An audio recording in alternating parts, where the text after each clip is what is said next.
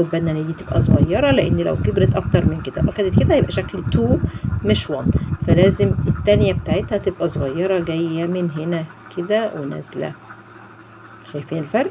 تعالوا نبص هنا اهي 8 صغنونة فوق السطر ونازلة عاملة ايه، اخده شكل واحد اهو، وبعدين لابس زي ما يكون حذاء في رجله. طب ده شكل. الشكل التاني كله صح، ادوان اهي اهو بس، والشكل التالت واحد واقف عادي. كل دي شكل 1 بالانجلش، كلها صح كلها صح. طب تعالوا بقى نشوف بيتكتب الحروف بتاعته ازاي بالانجلش. حروفه كلمة 1 ادا بين السطرين اهو، وهعمل الاو ما بين السطرين، ما بين السطرين هعمل 1 واعمل الان الف لفة اهي. شايفين الدراع بتاعها قصير عشان لو كبرت اكتر من كده يبقى اتش.